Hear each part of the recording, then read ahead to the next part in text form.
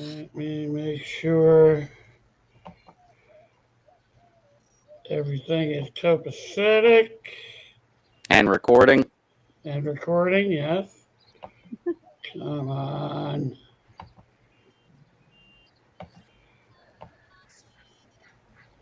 Okay.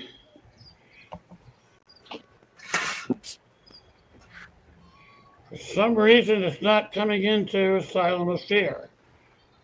That's the main place it's supposed to go. I know.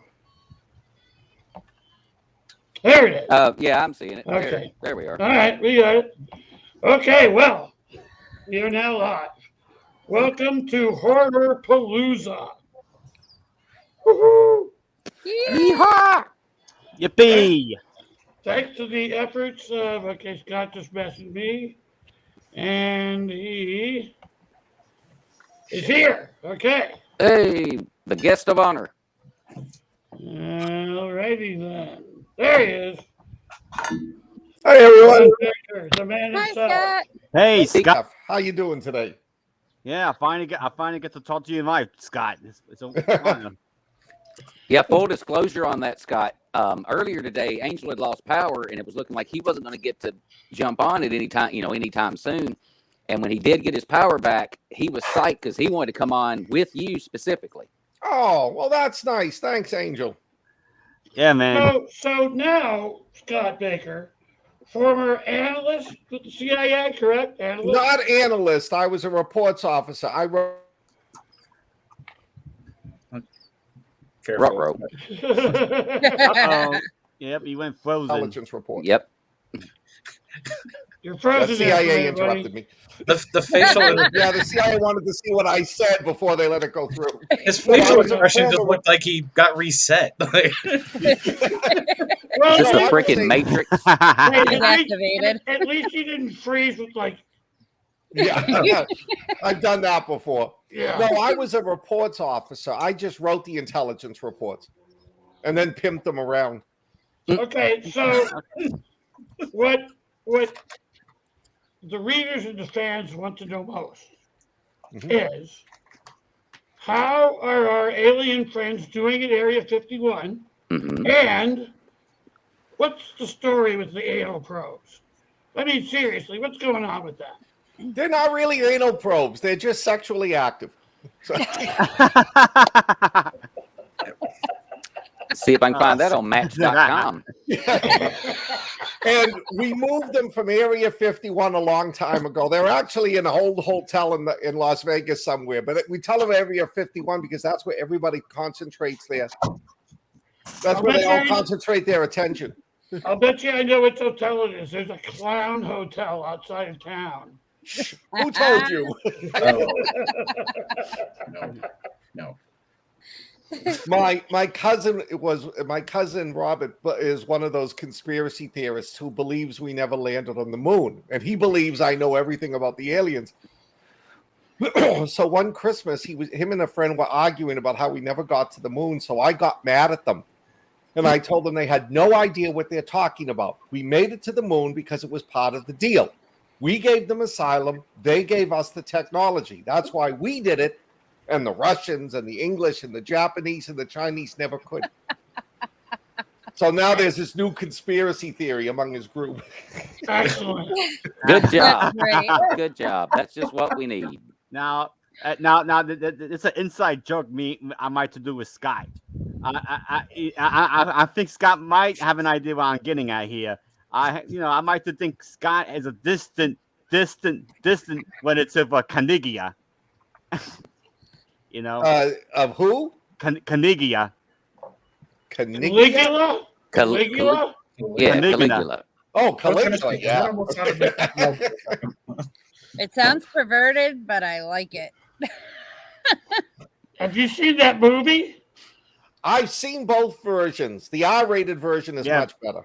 Yeah, me too. But I might to think Scott, you got a new bit in that in you. I don't know why. Well, I love the fact that Caligula appointed a horse to the Senate. Yeah, right. People always think it's insane. No, he was telling everybody what he thought of the Senate. Yeah, now we just have the asses in there anyway. Yeah, but we vote him in, so. Yeah. We just might have to twist the story around. Oops. So, Scott, Yes. you're working on the latest Tatiana book. Yes. Yep. Tatiana, the Ghosts of the Maria Doria. Ooh. And this is going to take place on a haunted cruise ship at sea. Very cool. Why'd you go with Maria Doria instead of Andrea Doria? Well, I didn't want to use a ship title that's been used before. And I ran it through, and the only reference to Maria Doria is from one of the Lara Croft games. Oh, okay. So, and I wanted to do something that sounded a little bit more like Andrea Doria or that, rather than like the SS Princess Caribbean or that.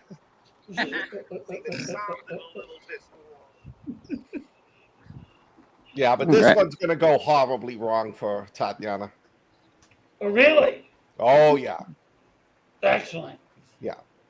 Okay, so what's horribly wrong and excellent? I figure what scares me, I don't like water, being on water, so being on a cruise ship would scare me. Oh, yeah. Then I figured, okay, what would be the worst scenario besides have ghosts trying to kill me on a cruise ship? And all those goddamn people. That's my and I came up with the scenario that was like, oh yeah, I'm gonna hate writing these scenes, but So now, have you seen the movie? I guess it was it called Ghost Ship? It had that iconic scene on the deck when the cables all yes, snapped. I love that movie. That was one of the coldest scenes I've ever seen in a movie right there. I love that scene. And I love that the flashback when the little girl takes her around and shows her everything. Yeah. So now, are you going to incorporate any kind of, I call them, I guess, gags like that in the this next series? The only one that I will sort of incorporate is, and I just wrote the scene. It's when she wants to know why the spirit is haunting this ship. So the spirits invade her thinking, and they play the scenario out, the worst possible scenario in her mind. So in a way, it'll be like that from Ghost Ship. Sweet. We have our first comment, Ghost Ship Rock. If for everybody that decides to join in with the conversation, there's a link you can hit for StreamYard that you give permission to use your name. That way you don't sound so, mysterious. Unless you want to sound mysterious. So. That's the NSA, guys. Don't worry about them. Yeah. If you're going to put anything weird, do not use your name because you would be horrible. Yeah, good advice. We will make fun of you. You can be we don't. You can be as stalky as you want to be. We prefer stalkers. That's right. Okay, no, you prefer stalkers because you like. Oh, my Facebook bad. user. We can just call whatever Facebook user might be. A stalker is just how you look at it. It's two people going for a walk in the park. Just one of them doesn't know that there's another person there. Well, it could be Mark Zuckerberg right there. Could be. Yeah. It could be. We could have a visit from Zuckerberg right this moment. He's trying to figure out who's going to jail first. I really don't want to deal with data. All right, I'm just saying Zuckerberg right now. Please, Data at least had some emotions. No, Zuckerberg right now is in the metaverse. Yeah, whatever that might be. Like Ant-Man. He's just jacked right into his fucking shit. I'm sorry. The guy weirds me out. Like, I don't care. Yes, we're using your platform. Leave me the fuck alone. Yeah. So, Scott. Yeah, let's ban me for putting up a picture of Full Metal Jacket, but let's not be, report to the FBI people who are talking about for weeks. Oh, I'm going to go murder my ex-girlfriend. Oh, I'm going to go shoot something. Yeah, up. right? Exactly. Yeah. Hey, Scott. Yes. I got a question for you, buddy. Sure. What do you have a wood count you might hit every day? I try to do 10,000 a week. Oh, it's just like me. Okay. Now I have not done that in a while because situation here has changed. My daughter started work, so I drop her off and pick her up at night, and I've been taking care of our mother-in-law. My mother-in-law has moved in with us about a year ago, and she's going downhill physically, so I'm spending more time taking care of her. Well, sorry to hear that. Since thank you. Since my wife works, I'm the one that does the errands, does doctor's appointments, cleans up. So I don't get as much time. I'm averaging about 5,000 words a week. That's still not bad. No, it isn't. At least you're getting it done, Yes. getting it done. Yes. Now, has any of your day-to-day activities, say over the past year, as you're writing a book, do any of those find their way into the book just because it's something that's so on your mind? Not that I can think of. I mean, people I meet make it into the books. It's a couple of people like my boss, my old boss at the dump, who I liked, made it into the 5th Tatiana book, Woody. But usually not, because it's very hard to incorporate, driving through Concord, New Hampshire to pick up your daughter at 11:30 at night with a zombie apocalypse. Yikes. Though I will say the dogs, the 2 werehounds in the Shattered World series, were based on my old boxes, Walter and Bella. Oh, nice. Yeah. Very cool. How's the new puppy doing? She is doing very well. Now that she's been here about 2 weeks, she's becoming very stubborn and obstinate when she wants something. She's decided she wants to eat the cat treats when she comes down to the basement. So I look over and she's got her head in the cat treat bowl, and Arch is sitting there meowing at me. Daddy, what's he doing? Yeah, so then I got to feed him more treats. But no, so far she's getting along really well. She cuddles with both of us at night. One person gets the jowls on the stomach, the other one gets the ass up against their side. So what's the ratio of how many? Too. So what's the ratio to how many times you get the ass versus she gets the ass? It's about 50-50. Oh, at least the dog's fair. Yeah. Okay, all right. She's also stubborn because she's up in bed sleeping in my spot. So I come up around 2 or 3 o'clock and she won't move. She's looking at me. She's wide awake with her eyes staring at me. So I got to grab the legs, roll her onto her back, sneak into bed, and then drop her on me. That's hysterical. It is, but that's what I love about dogs. Mm-hmm. Yeah, I'm going through this similar thing with this darn cat of mine. He's not even 2 years old yet, so even though he's this damn big, he still thinks he's this damn big, and he'll just bowl stuff over for no apparent reason. Usually at about 2 to 3 o'clock in the morning, which is wonderful because a lot of the times the stuff he's knocking over is on my bedside table beside me, and he's just over there smacking shit in the floor, scaring the shit out of you. And I'm just like, I'm gonna kill you. My little black cat Michonne at 3 or 4 or 5 in the morning will all of a sudden wake me up by slapping me on the face because she wants to be petted. Hey.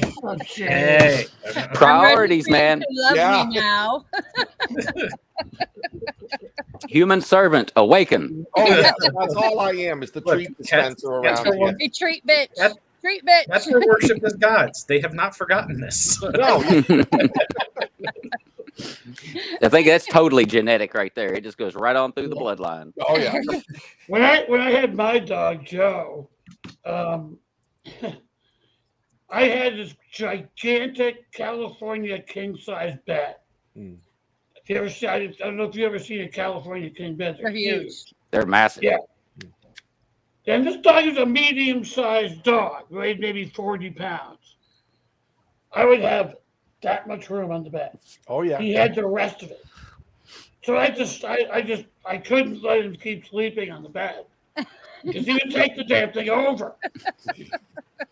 And he would literally put his feet against my back and push.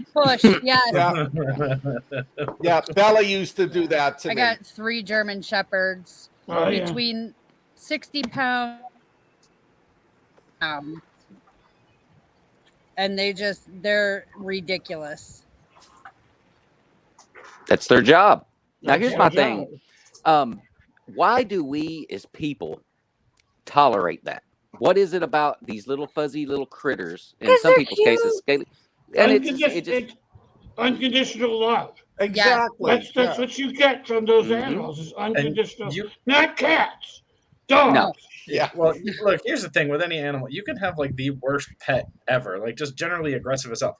You can trace back, there's a reason to that. Sometimes people are just assholes. I will deal with a shitty dog over an angry human any day. Hell yeah. And this is coming from a guy that has a scar from a damn dog bite. Yeah, I got a bite wound on my face. It's underneath all this now. That's part of the reason it's grown out. Yeah, fortunately, I can't hide mine. It looks like a lightning bolt, and then I got a road map on the inside. Plus, I did get a free cadaver nerve out of it since my insurance company covered that part. That's real cool, Harry Potter. Real cute, real cool. Cheaper than wives. I always say if my wife or girlfriend like licked my face every time I come home, I'd put up with a lot of crap too. Oh, so that's what I have to do to get my way? Yeah. No, not lick his face. Not his face. No, I was just saying his face. That's another live stream I would watch. Yeah. At that point, isn't it OnlyFans? But you couldn't put that on Facebook. Sorry. And remember, Zuckerberg is watching. So The Wizard of Zuck. Ignore the man behind the metaverse curtain. Yeah. Oh, in that case, enjoy, big boy. Yeah, Big Brother's watching. Yeah, I bet he is enjoying it. Yeah, cheaper than wives. That's hilarious. Yeah, that's definitely Suckerbug. Not all of us cost a ton of money. Just saying. No, that's true. That's true. You're not wrong. My fiance is actually the one that's expensive. So I was gonna say sometimes you just cost patience and therapy and a few other things. Right. I may cause you some therapy, but hey, I'm not costing you a shit. Look, ton hey, of money. it's a good day. I'm not in the fetal position on the floor. I got it. All right, it's not bad. One day at a time. I woke up okay. Everybody's okay, but I'm not. I'm not opposed But the to only fighting thing you gotta motherfucker remember on- about wives, they're always right. That's right. Yes. And if you Even when forget they're that rule, see rule number 1. Yeah. That explains why I have two that went the other way. Happy wife, happy life. Well, if I'm not, get the fuck out. What also makes me up about dogs But hey, you know what? We won't spend a dime on ourselves for medicine, but we'll spend $4,000 for an operation for a cat. Yes. So. Yeah, that's crazy, right? Yep, been there, done that. Yeah. And a dog as well who had 2 rounds of cancer. I pick up stuff for my dogs every time I go to the store. They know, and they're checking the bags. What'd you get us today, Mom? What'd you get us today? I needed something, but I got you a bone. Relax. Yeah, my cousin actually takes her dogs to doggy daycare. It's like a spa. Yeah. Massages and the whole 9 yards. Yeah. All right, we treat our dogs, I mean, with good reason. Okay, look, if somebody's willing to foot the bill, I'll dress like a furry to test it out. We do not deserve our dogs. We'll just put it out there. We don't deserve And our Doc dogs. has joined us. Hey, Doc Freed. Hey! Hey! How's it going? How's it going? Pretty good. It's only 94 degrees outside. Wow. Oh Lord. Oh, it's hot everywhere, Lenny. Yeah. No, here we're a little humid, but not hot, and a little damp. Yeah, it's moist. Wow. The moistness. Yeah, that sounded wrong. I don't care. That's why I said it. Coming from Jason, that sounded wrong. Yeah. Right. Look, if I was totally level-headed, somebody would ask a question by now, okay? Yeah. Right. Are you well? Yeah, right. No, but that's why he's happy. Yeah, exactly. That explains the twitching eyes. I'm fine. What do you mean? It's just the one. I don't know what you're talking about. Wine. So unless you're like broadcasting from South Korea or Tokyo, it's sometime in the morning. Yep. Yeah. Now, before I forget, Yeah. we need to put this out there. Scott has in his possession 2 copies of this. Nice. Signed by all 6 authors. Yep, right They here. are the only 2 copies in existence signed by everybody. hermetically sealed and put on a mayonnaise jar and Funkin' Wagner's porch. Okay. All right. Yeah. Thank you, Scott, for that vivid description. All right. Yeah. Yes. Goddamn. We will be auctioning those off today. In the final 2 hours during the padded room. All proceeds go to a charity that helps out battered women. So give till it hurts. There are 2 Hell yeah. copies, so there's 2 winners. 2 winners. And they will be winners. Trust me on that one. Oh yeah, yeah. This is one of my favorite joint books to have written. It was what I loved about it was every time somebody did a gory scene, the other author was like, "Oh, I got to outdo him." So now, when y'all were writing this, were y'all constantly kind of in contact with one another, or did you just kind of all go to your own corners and write, and it just kind of came together that way? No, we chatted amongst ourselves. Okay. There was a lot of cat herding. I could imagine. Yeah, there was a lot of cat herding, but it worked. Yes. It worked. Yeah, and I did look to see if I had gotten lucky, and nope, just got the one autograph. Oh my! Uh-oh. Look who just showed up! Dun dun dun. Hi. Hello. Howdy do. Sochi Hi. decided to show up fashionably early. I know I have to drive the bus today, so Well, Okay. darn. What are you hauling around today? it's a wedding. Oh, No. Yeah, they worked me Boston- to death yesterday. Man, I was driving all over Boston. Mm. Oh, Again, sounds ooh. fun. at this point, I'm not hating my job as much. Mm-mm. Yeah, that doesn't sound That like was fun at terrible. all.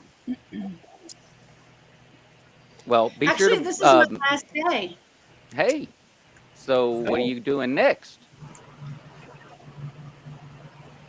So you finally quit those bastards? Yep. Good for you. Good for Yar- you. Yeah. Do you have plans for the future?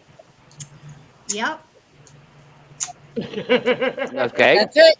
that's Yeah. good enough. Got it. Thank you. Actually, I'm a glutton for punishment, and they had to close the company to get rid of me. Wow. You mean after all the shit you've taken from them, I know. they finally closed the damn company? Wow, that's amazing. Yep. She is a that backbreaker. that leaves you free to put all your efforts toward world domination. So Very true. I want on that bus. Damn it. Mhm. That But he sounds said like it, and all I could think of is, Brian, what are we doing tomorrow night? it should Same be thing we noted. do every night, Pinky. I'll help you out, T. All I want is Australia. It should be noted What is is the Australia? reason we are here. Yes. She created the written universe. All hail She's- D. she is the queen of us all. The queen.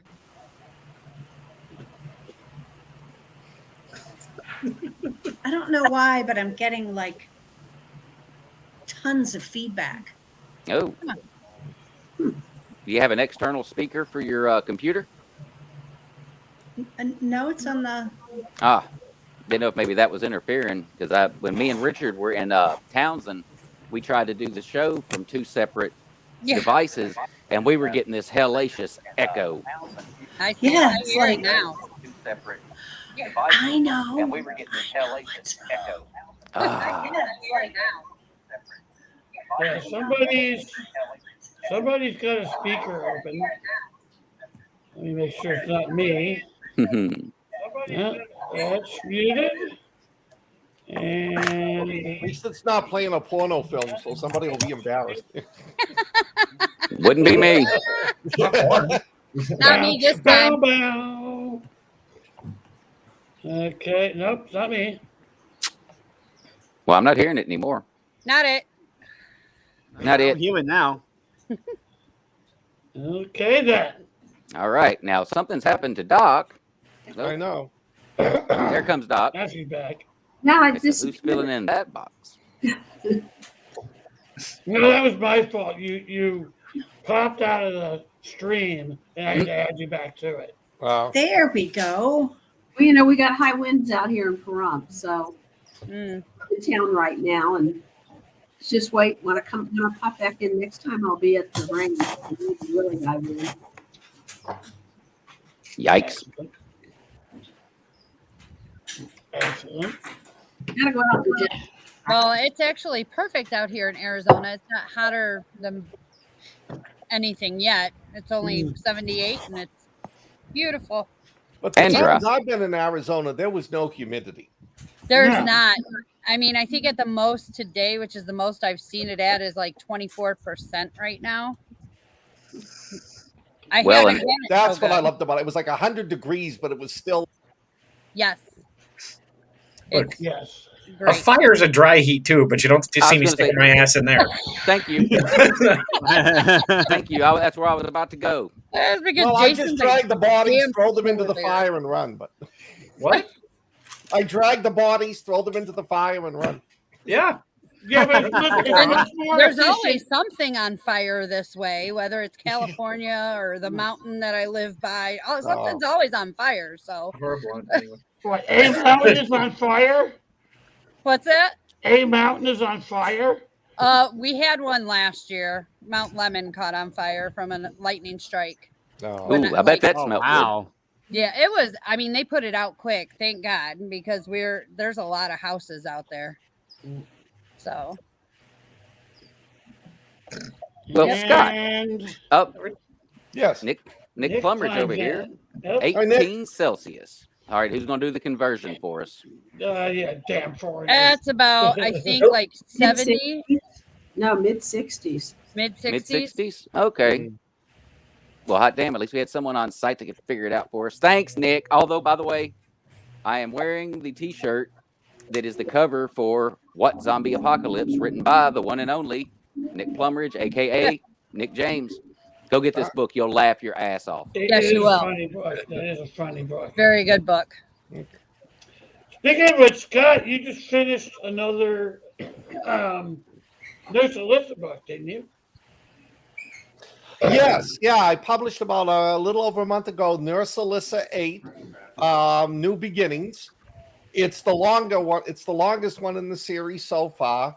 It's this is where I really start introducing the war between the scavengers and the government in exile. And I figured out unique ways to kill zombies in this one. And I'm plotting out the next book. I don't want to give anything away, but if you read this book, it has a tearjerker ending. All right, Jennifer. You got homework. Let's You know try how you that again. works with me. We're gonna try. We're gonna keep trying till we get your ass. If We're I going didn't to cry see at Hachi, Niagara Falls. if I didn't cry at Hachi, I ain't crying at nothing. Although, okay, I said I wasn't going to say this out loud, but I'm going to because You'll cry at the end. I don't know. I really don't know because I actually Courtney's book. I'm reading her first one right now, and that's Courtney actually- Constantine. Courtney Constantine. I'm actually there were a few parts where I teared up. I actually got some, emotion with this book. Really good book. Just Really a sudden good. spike in humidity. That's all that was. It was allergies. She It was she allergies. found the line where they said the pasta was all gone, and that was Oh. it. That would make me cry for sure. Don't take an Italian's pasta.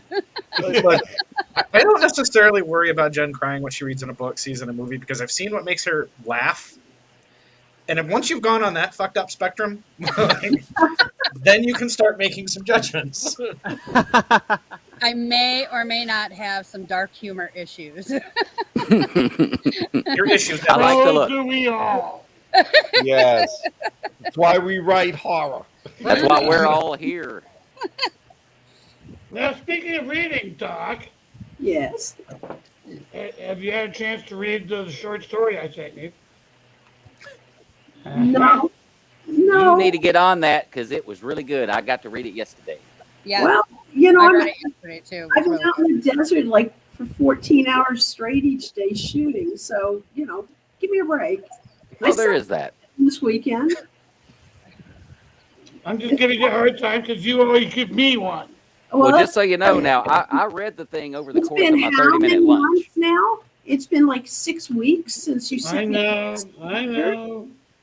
And Scott, I haven't had a bloody thing from you now in what, 3 months? No, I didn't send out the beta. I didn't send out the Nurse Alyssa for the beta readers. I'm going to do that with Tatiana. Somebody got right in front of the teacher and is getting that spanking. Yeah, I know. yeah. That was the best part of school. Well, when Doc's the one that'll do it to you, too. Yeah. You just failed my class. Mm-hmm.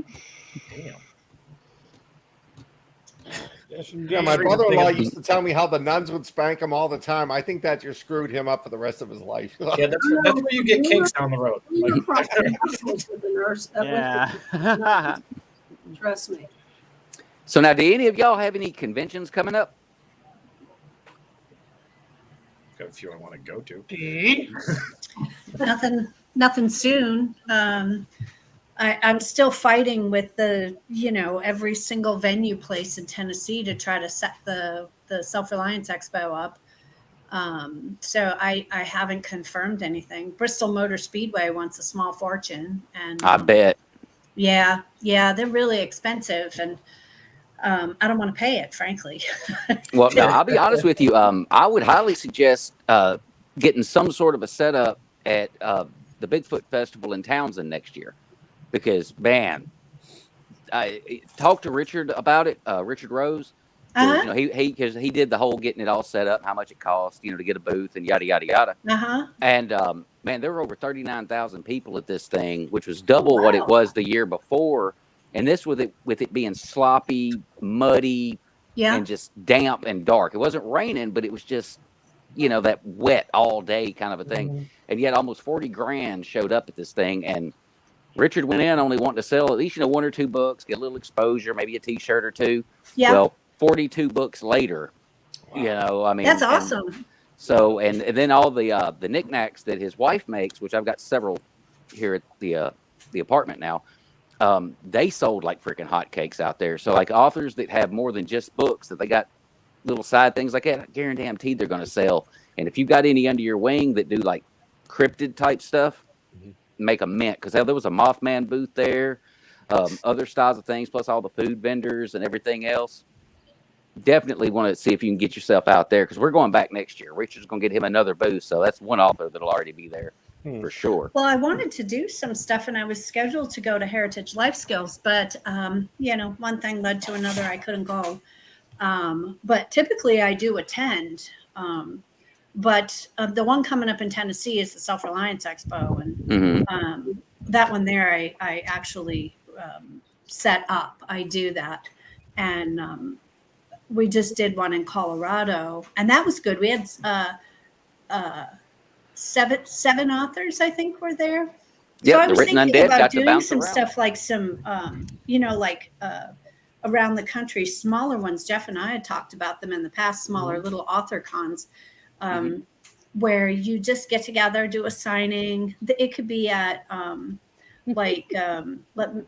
hotel or anything like that, where you just, you can let people come in and see the authors. So I've been looking at trying to think about setting some things up like that too. But right now, just the big events are the things that I've been working on.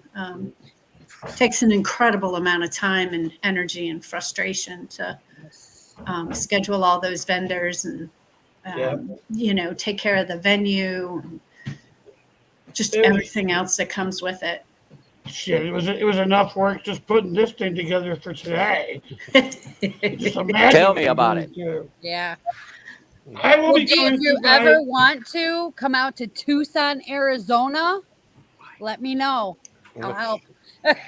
Well, you know, a lot of people, you know, they say that they're just like, oh, hey, come to, you know, Texas, come to, well, which our next one after Tennessee is actually in Texas.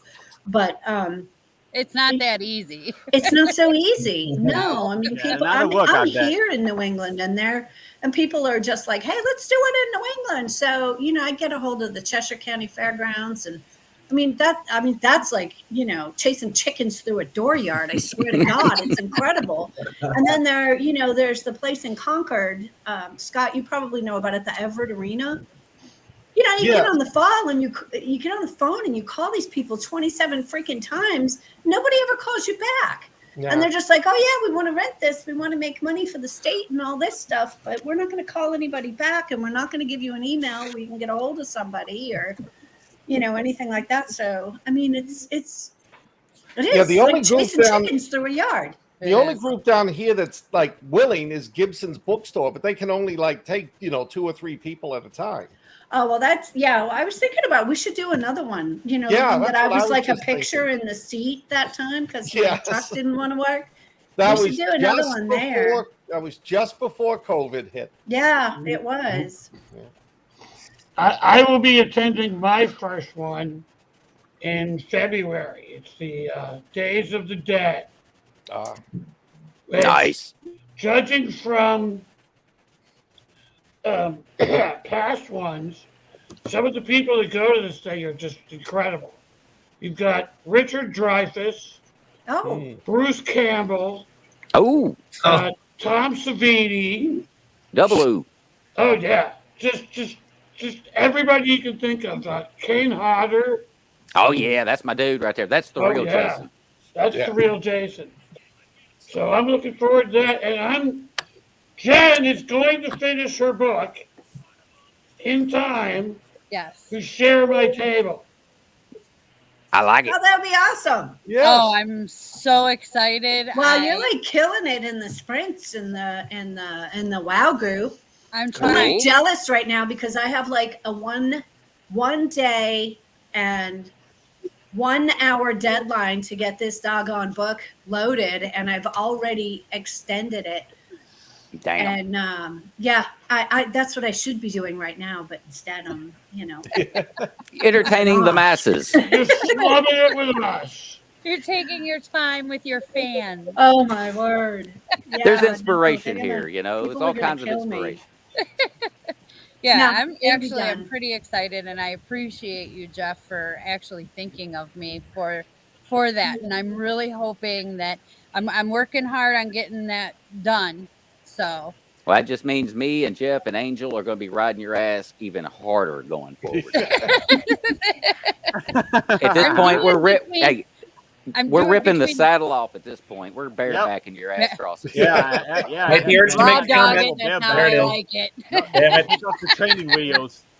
Jen, you heard? Jen, you're gonna take off the training wheels. Yeah, I've been doing pretty good with between 1,000 and 1,500 a day. I just wrote That's the good. most I just wrote the most I've ever written yesterday, and I was at like 1,525 words. So I'm hoping to get angel numbers one of these days. But to be fair, I don't know, sprinting and killing myself for this book that has to get out. I got like 10,500 a few days ago. But then that takes everything out of you because following that, the best I can do is 1,500 to 2,000. And yeah, I mean, to be fair, Jennifer, you're in that what they call the honeymoon period. You know. Yeah, I still like my job. Yeah.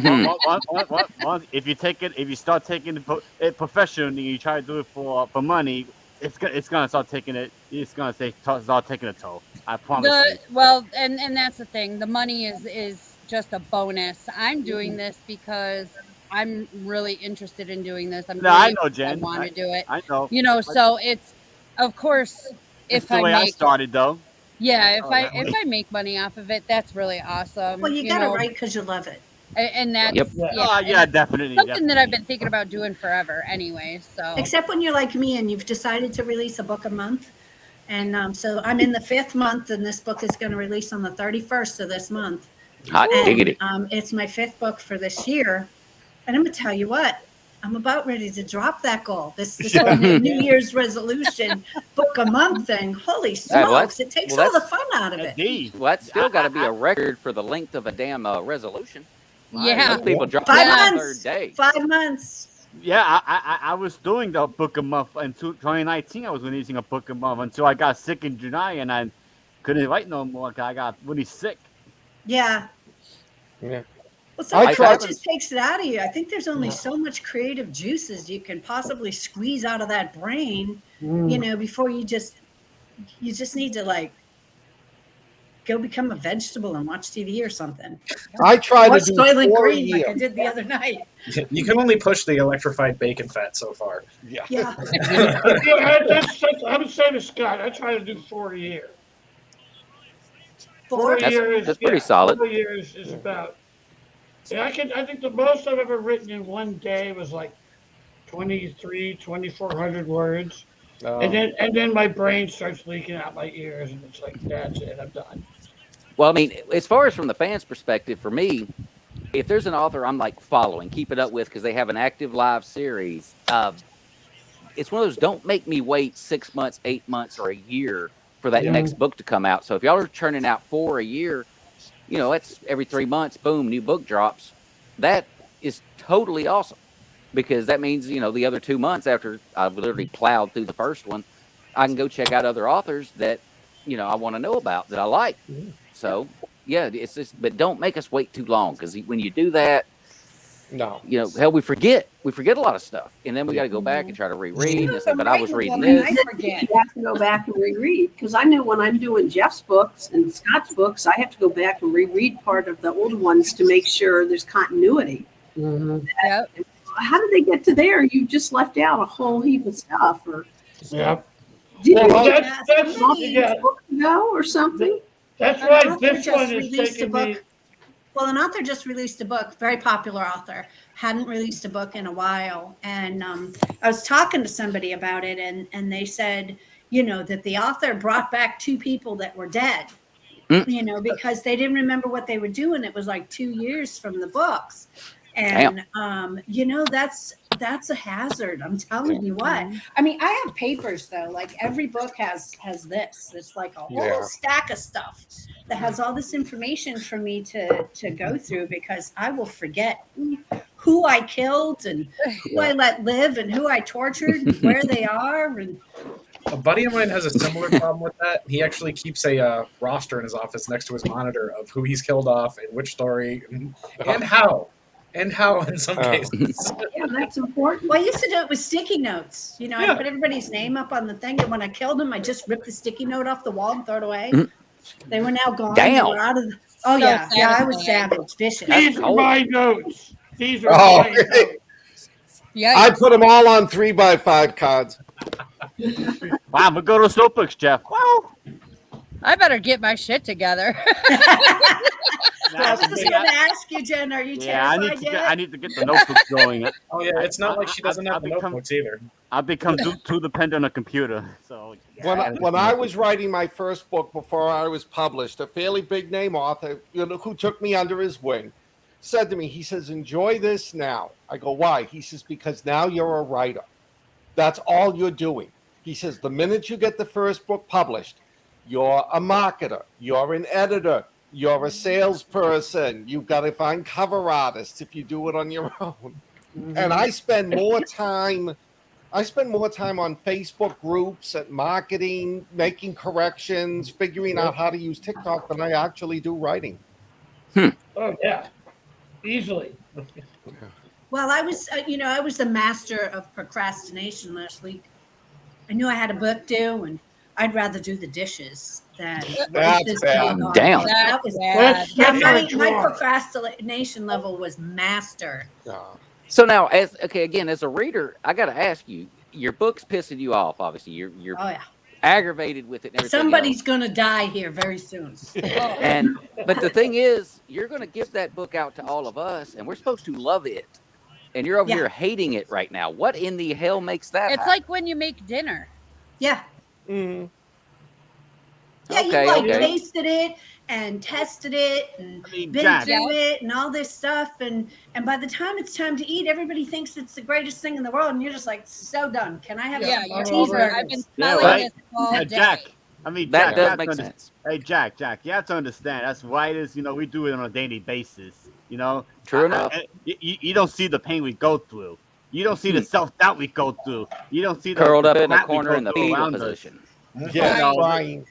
Yeah, we go into fetal position. Sometimes we cry to bed. Do I dare say Stroking our that? Darth Vader Gets toys. ugly. Gets ugly. Yeah, Jack. Well, we you don't wanna- see that. Well, we don't want to ignore the Jack, folks commenting. Yo, Jack, it's even wasn't watching Cincinnati Where's suck. I don't see comments. on the screen right now, I have, I guess it's Nyoka Wilson. Said Oh, she would. there it is. Yeah, would love to go to Day of the Dead. So I'm thinking, Jeff, if you got a few extra shekels you could spare, maybe throw a plane ticket that way. Well, At today's rate, Jesus. the reason I can offer it to Jen is that I'm with 6 the hours away. table, well, yeah, she's 6 hours away, but with the table, I get 2 wristbands.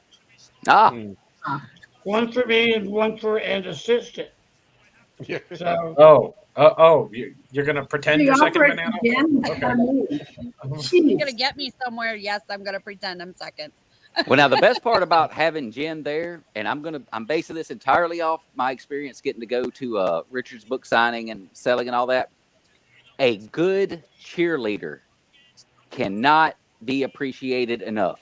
Yeah. Because there's times, or there were times at that show where, Rich had family and friends showing up. So he had to leave the table and it would have just been unmanned. Nobody there, no enthusiasm, no nothing. And so many times I'd have to be like, hey, Rich, back over here.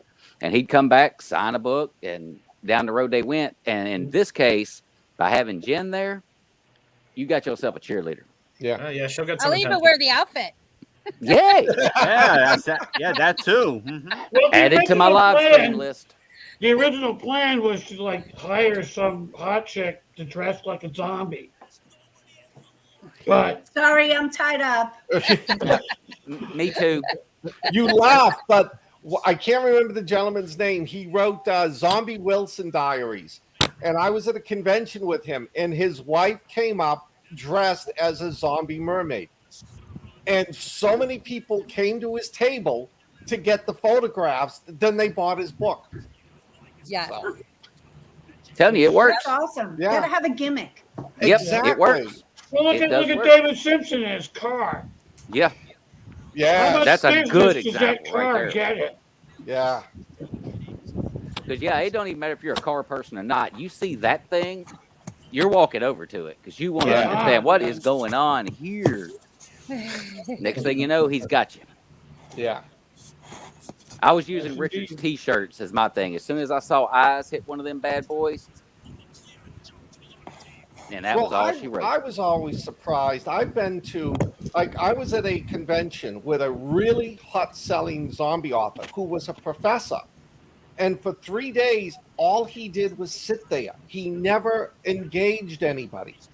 Can't do that. If somebody came over Gotta to the engage. table, he'd talk to them. But, I'm out there. I'm in front of the table. I'm talking to people. If I see kids, I keep a bowl of the wristbands. So if somebody comes by with a little kid, I give them the wristband and Oh, and that's another thing, man. Richard ran out of wristbands, and he brought a ton of them. And he ran out, and he's like, "I guess I'm gonna have to double the number the next convention." I've got like 300 of the damn things. I Well, see myself running out. Well, hey, if you'd have been at that Sasquatch festival, you might be surprised because even after Richard ran out, there were still more people asking about them. Just anything, and we're like, "Dude, we got." I wound up giving mine away that I was wearing for the thing because we didn't have one. It was, again, like Scott was saying, it was a little kid, and he'd asked about a band. I'm like, here, shit, gave him mine.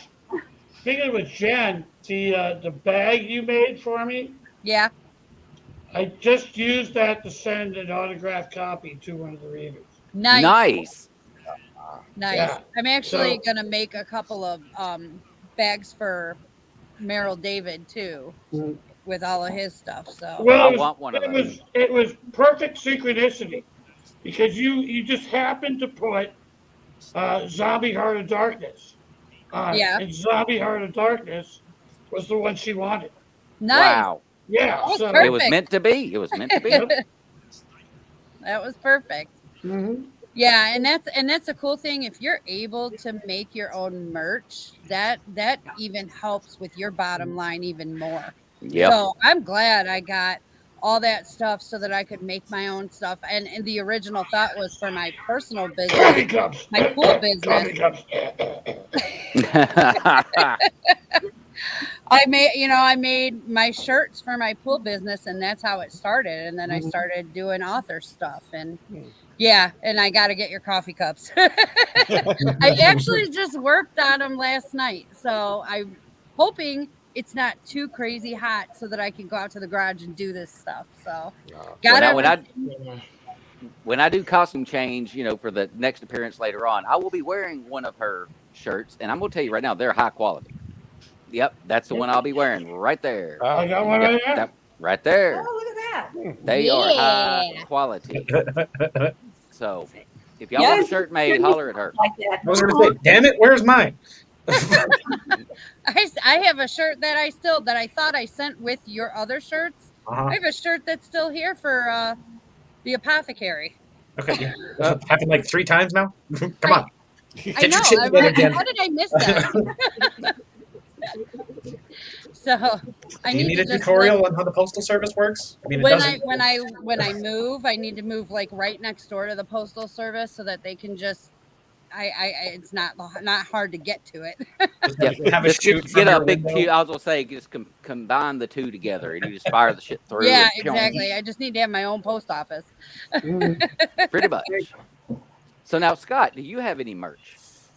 Not yet. It's something I'm looking into. The only thing I got are the wristbands. Okay. And I've got the QR codes because I bring the cards with the QR code and back, and I get after every convention. The next week, I see a spike in Kindle sales. Nice. But I am looking to. It's one of the things. Like right now, I'm trying to do the Rada World as a box set. Because Permuted Press took the book down, so it's mine again. I'm working on the merchandise. I'm looking at doing TikTok videos. Okay, and huh? It is. I've been seeing a lot of folks are starting to go to that though. A lot of the authors are starting to get on the TikTok thing, and I'm like, I don't tick and I don't talk. It just sucks you in, and the next thing you know, 3 days later, you come out of this TikTok coma. Yeah. I wonder where your life went. Yeah. It's insane. I don't. Yeah, man. I don't watch TikTok. But if it's gonna sell like 10 books a week, I'll spend a half hour to an hour doing a video. What do you guys think about Instagram? I'm just not on it enough. Yeah, I gotta stop posting more as much as I do anything. I'm barely on Twitter. I know. Twitter sucks. I didn't know people still tweet it anymore. I get on there for the arguments. Yes. That's what it's become, basically. Yeah, it's why a they play cesspool. half games. It is. Twitter is pretty much a cesspool. That's the only reason I get on there is to watch all the I arguments quit that. and see what I can't. No, see, that's funny because I don't get into that with Twitter. I mean, I have my account and I got a few accounts I follow, but I get a good following on that account. That's because you post like every day. Well, yeah. Well, what I do is I open up like 2 or 3 accounts, and then like I'll make a posting for Facebook, and then I'll put it like on my page. I'll put it on my Facebook group. I'll put it on Twitter. I just copy and paste it and schedule them. That's smart. Okay. Yeah, Nick is right. I mean, technology relationship. You hit it on the mark. I mean, I've had people like get mad at me on my group page on Facebook because of a joke I've said, or because I've said no, I didn't like that movie. Like it's a minefield. I mean, Scott, you're right. Yeah. Well, and the thing is, like right now, the big movie, is Top Gun, the sequel or whatever. Mm-hmm. Man, once Tom Cruise went straight batshit crazy all those years ago, I can't watch anything with him in it anymore. I can't. And one of my top 10 favorite movies of all time was Days of Thunder. I absolutely love that freaking movie. You know, looked like a monkey fucking a football out there. I mean, I just love that movie. But I can't watch it now because when I see him, I don't see his character You just see anymore. Crazy Man there. I see that nut job is who I see. And so the new Top Gun, not going to see it. Yeah, and I'm sorry. I'm not. The only Tom Cruise movie I still enjoy watching is, I think it's the day after, not the day after. It's the one where he time travels. It's like Groundhog Day meets Alien. I know what you're talking about, but I can't think of the title. Yeah, with Emily Blunt. No, that's not it. Oh, that's the one. There was a lot of weird shit on my queue for a while. Yeah, no, I love that one because he gets killed so many times. Was it just Live, Die, Repeat? That's all I can remember. Yeah, that's it. Yeah, that's it. Yeah, I think that was the title of it. Oh. Because that's what he kept doing over and over until he finally got it right. But again, another one that I've had to X off my list because again, I just can't watch it, even though he looks so young. And it was it Legend with the big horn bad boy that he had to fight and all that. Loved that movie as a kid. And there's a lot of movies I love. The perfect example is the Lost in Space TV show. Yes. Loved that when I was a kid. I can't even Danger. watch it anymore. I can watch some of the original black and white ones. Yes. But I think a part of that is we can see the set now. As kids, it was magical. But now as adults, it's like, yep, that's styrofoam. I know what's going on here. That's just, I think I saw a gapper. I love Edge of Tomorrow. I love Dr. Smith. That's the Edge of Tomorrow. I love Dr. Smith when he was evil. But then you could see him starting to feel a little bit. He was starting to get a little bit of a heart. But then when they went into the color versions and all he was this narcissistic, greedy. You know, I always used to say to myself, even as a kid, why doesn't Professor Robinson listen to Dawn and just blow him out the airlock? Leave him on a planet or something. Yeah. It's just like, hey, see you later. Go full resting bitch. That's what the show became. Yeah. It wasn't. It stopped being about the Robinsons and started being the Dr. Smith show. Yeah. Because every episode was, this is the latest thing Dr. Smith is doing. Yeah, Smith, Will, and the robot. Yeah. That's it. Good Times was kind of like that. Oh, hell, my voice just cracked like I was going through puberty. But yeah, Good Times was like that, you know, with JJ, because it all became about him, you know, Dynamite. That was the thing, and he kind of took the show over, and the cast hated it. Yeah, I kind of stopped watching it one day. And now he's doing life insurance commercials. Oh, Doc, by the way, had to bail to go shoot Uzis at the I saw that range. So there's a reason I'm scared of her. I kind of want to go hang out. Oh, shit. I got nothing but love, man. She's my editor. Love it. And that's what you need an editor that will get in your ass. I mean, if you got one that just loves you and don't give a damn and is just going to like, yeah, it's great. Send it. You're going to be putting out crap. That's hard too, because you know, as writers, it's hard for editors, though, I have to say, because a lot of people will like read for me and then they'll be just like, I hope you're not mad. I'm like, why would I be mad? I am paying you to tell me I'm shit. Okay. Yes. Help me here. Yeah. But too many people get mad because, you know, people will say something or whatever. And it's like, listen, you know, if you're going to write, then you need to get a thick skin. Yep. Because it's not a personal attack. It's not personal. It's like I'm seeing something that ain't right. You know? Yeah. That's right. No, I've seen some personal attacks. There are people out there who will shred you. Oh, there are. I mean, this. Trolls. Yeah, there are. You don't hire them twice. Yeah. I mean, I say this to Jack because he wants to beta read and edit my new book coming out. I told him if you got to be an asshole, be an asshole. Fine tooth comb, baby. You know why? I'm going because because the baseball players can make millions of dollars to get shitted on. So can we? You know, we can take the pain too. Well, the thing is, the thing is, we just want the best. Right. And sometimes we need it because the story exists in our head. Yep. So It doesn't always translate. Well, Yeah. as we're reading it after we've written it, because We're it's in our head, inserting. Well, Yeah, that's we're- right. We're inserting we're filling things that in the we know. blanks. Yeah, we have to Exactly. remember to put it in there.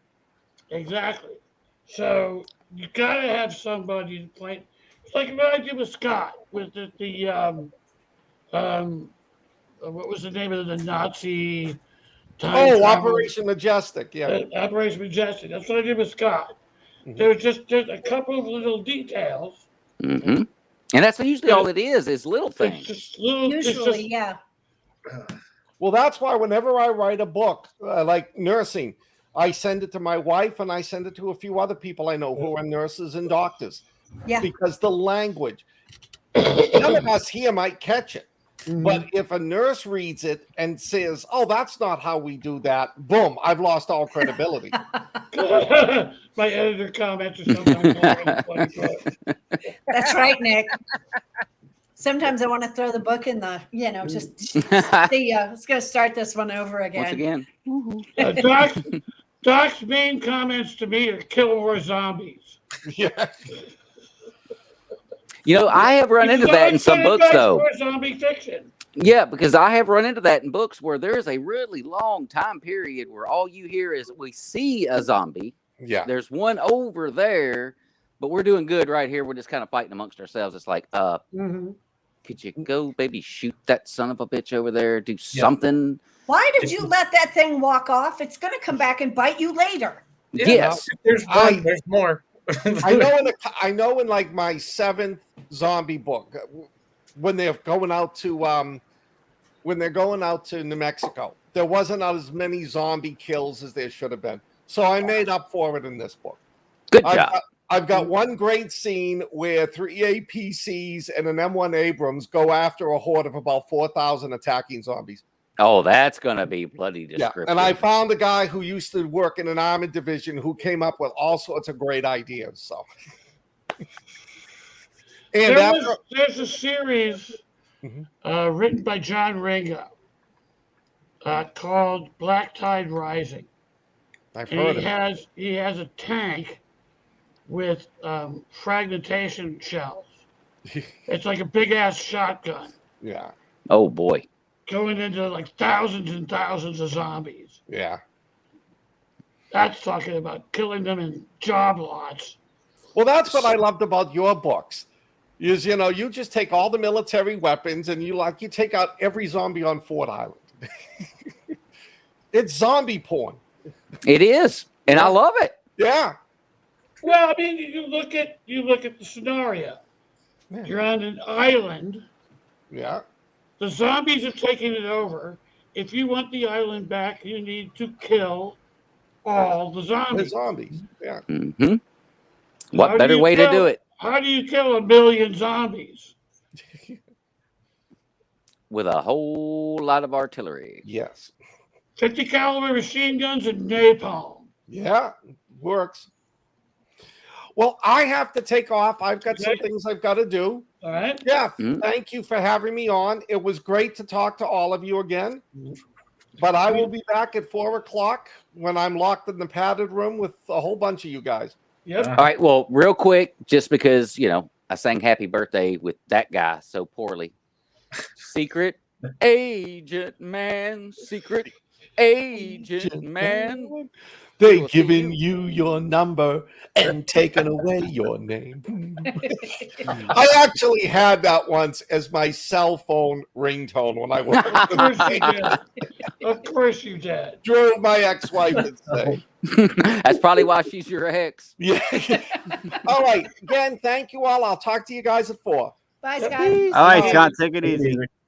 And remember, we will be auctioning off signed copies of The Collector for charity. All proceeds go to charity.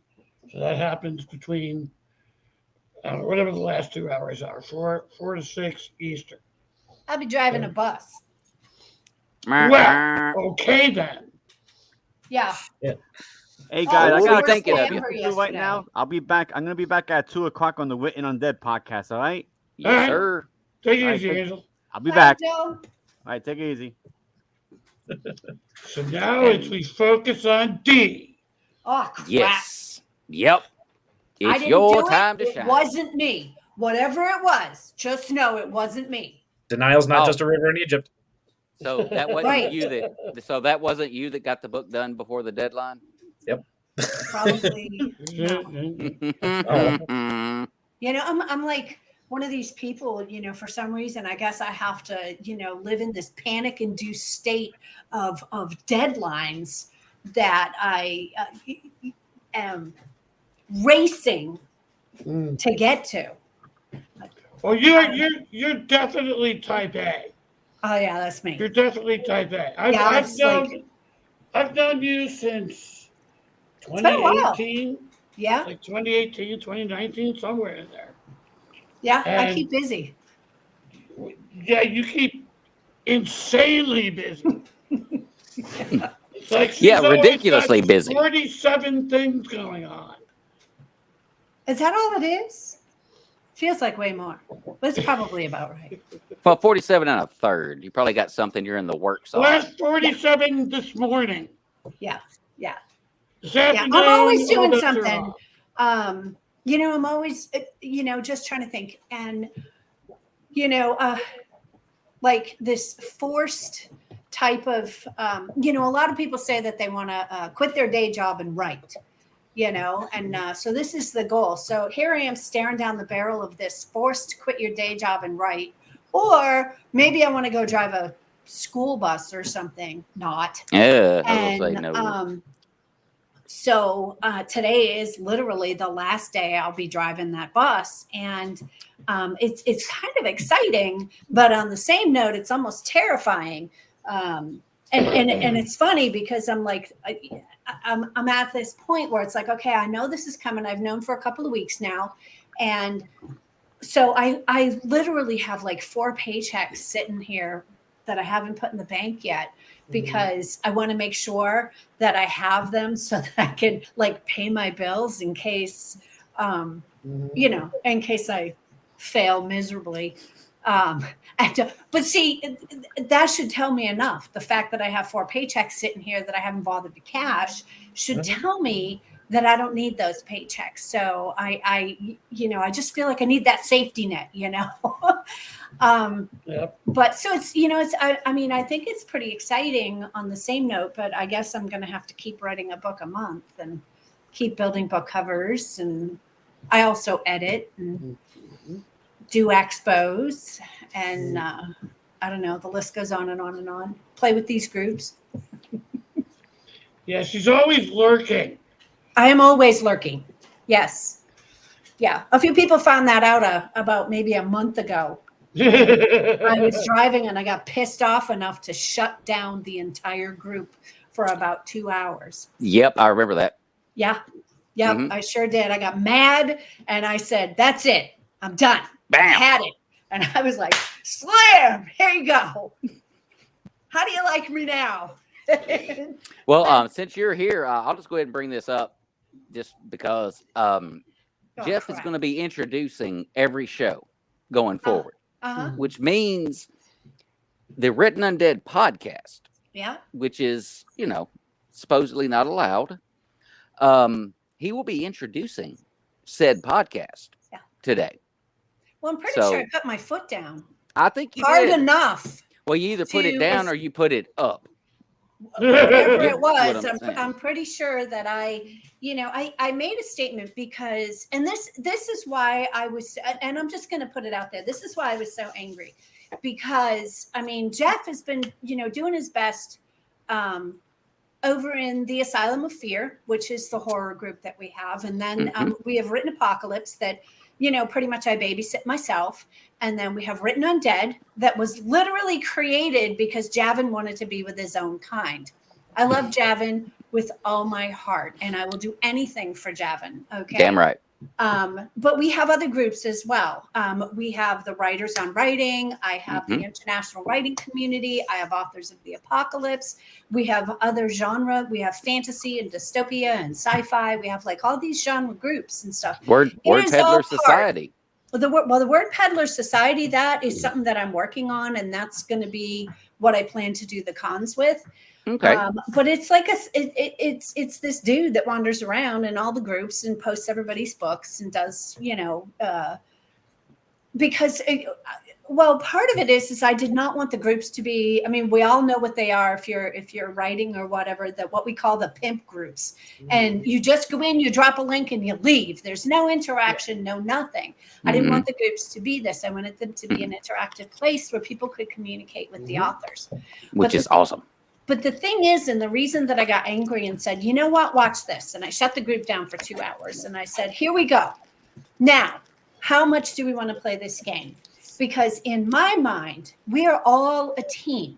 And I don't care if this person doesn't like that person. That's not my problem. Yep. You know what I mean? My problem is that I have an entire network of groups that need to be run. And if I'm excluding this author, but not that author, and if we're excluding this author and that one can't come, and, I'm not playing petty games that people got over in the 3rd grade. This is it's a network. It's like a business. Everybody should treat it as a business. As a business, these groups are here to help every single author in these groups to become visible, to be seen, to promote one another and lift one another up. I go to the 20 Bucks convention, and their thing is a rising tide lifts all boats. And I think that is true. And the other day, I actually made a post, that said, I'm tired of getting my head stepped on as people climb the ladder on my back. And, that's not how it's supposed to work. What we're supposed to do is we're supposed to help one another and lift one another up. So, that's all I have to say about that. Well, we have a unique opportunity to do exactly that, to help each other out. Good luck to your best passengers. They're going to need it. I've reached a point in my life with these buses that it's like, what have I got to lose? Why am I seeing the opening part to Nightmare on Elm Street 2, Freddy's Revenge? Yeah. Driving the bus right straight to hell. Everybody just best hang on, because it's going to be the ride of your life. That's why I love Nick. This guy has a sneaky sense of humor. He knows what he's doing. And it's another author, by the way. If you don't know of Nick, he goes under Nick James. Find him, get his books. They're all fantastic. And they're not all zombie. He's got the Victorian Vampire is a freaking blast. So They Are Among Us. That's his Alien run. Go with that. Oh boy, he's busy. He is a very busy man, and I am so proud of it, and I'm so happy that I actually get to know the guy. Oh, and that's the thing about this shirt that I keep showing off. It's not just a shirt that he ripped off a swag pile that he had. On the back of the shirt, across the shoulders, it says, "Olga is always watching you, Jack." He sent it to me for my birthday. And Olga is a character. Sweet. If you read or listen to this book, by the end of it, you'll understand what that means. But yeah, so when I got that, I didn't notice it at first. I was mesmerized by the front. Yep. And then as I was, I took it off finally, and I was getting ready to go, get it washed, that initial wash, and I flipped it and I saw the back. I went, "Oh, dude, you sneaky bastard." And speaking of sneaky bastard, somebody else worked me into a friggin' book over here. And when I saw my name, I about fell out. So what's up with Terror Rift, Jeff? Well, I put your name in there. I was hoping I could find a way to kill you in a thoroughly violent fashion. But, well, you can save that, because I like my snarky ass self, because I ain't letting none of these officers or scientists get a freaking leg up on me. Well, I always wanted to end it where it ends. That image at the very end. That's the way I wanted it to end. Headlights or eyes. Yeah. So I couldn't kill you off unless I did it a lot earlier. And that was no problem. Well, now, the thing is, the way you put that together, dude, I mean, we're talking literally just like everything's missing, but the skin's still here. Okay, that's not a site you want to walk into, even in a haunted house, and that it's latex. You're still just like, ugh. It's like you went for the chill factor, and you got the chill factor because there's no explosive scenes or anything going on. It's just all a play of the mind, and you're trying to imagine what the hell happened here, what the hell's about to happen, because they're following the same path these other dumbasses followed, and they're about to walk into the same situation, and you got the voice of reason. Don't go there, and yet we're going there. So, dude, I can't wait. I seriously can't wait. Hallmark You got of something every horror movie. There's something in the basement. Let's go check it out. Well, It's like Dee, Jeff said. Like peace. it's actually Dee's fault.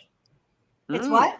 It's your fault, Dee. Uh-oh. Because what did I do? The way she set up this anthology, the theme of it is from hell. It came from hell. Right. Or whatever it is. Well, Well, don't forget that squid. I got the squid in there.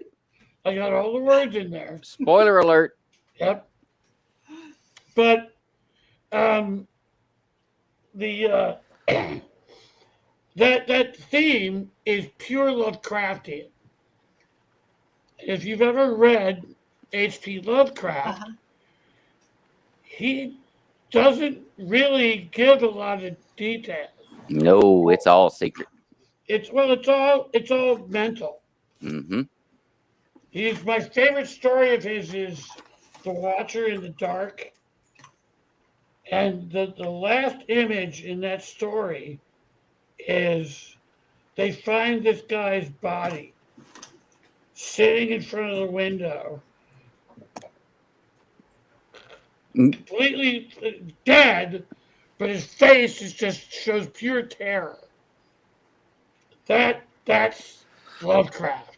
And you got that in yours in that short story when they find the one guy and he's got that look of sheer terror on his face, and yet he's just wrecked. So it's Dee's fault. All right, Dee, good job. It's also Dee's fault that it ended up being 6,500 words or whatever it was. Oops. I've got a couple more ideas.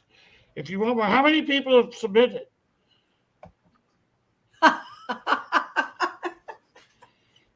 What do you want? We have to work hard. We have to work hard to get murdered. Well, you gotta have goals. Yep. What were you saying, Jeff? How many people have submitted so far? I know Jen has. I will be soon. 3. I think I got 3 stories right now. You soon have. I'll probably write one, but I have one that I have to finish this book that I'm on now. And then, which is under a pen name. It's not actually my regular name. It's a different name. It's a romance. Y'all screw with me with that. That's a romance. Yeah, kind of. Yeah, it's the chances are I won't read that one, but probably not. I don't know. Yeah, it does well, but I don't know what I'm doing here. My thing is like if I move left, it's like you think you're going this way, but you're going. Oh no, it's just messing with my head. Click on your settings and go to mirror mode. Yeah, mirror your camera. That's what I had to do. That's why because I used to be doing all this when I'd be trying to point at stuff because it had me reversed. And there it is, mirror. See, that fixes look at that shit. Yeah, Awesome. it fixes it. Nice. Look at me now. Now I'm going to be all kind of on the wrong side. Alrighty then. Yeah, I did manage to learn something during all this. Yeah. Well, I will probably write one myself, and then there's a couple of other people who have said that they're going to submit one, but I have this book to finish, and then I have the 3rd book in this series to do, and I also have a 20,000 word story to add for a different anthology that I'm in, the Fractured World anthology that is for charity for the Gary Sinise Foundation. There's like 20 authors in this. Cool. It's pretty awesome. Cool. Yeah, I got to finish the final story in the zombie series. And I got to finish the volcano series. That one I can't wait to get my hands on. Which Like one? I said, the volcano The- series that he's working on. Oh, Yeah, I still have to finish that last book. I said I love the two main primary. Well, I guess it was technically three if you go all the way back to the 80s. Yeah, the 80s with the Mount St. Helens eruption. But the movie Volcano and Dante's Peak.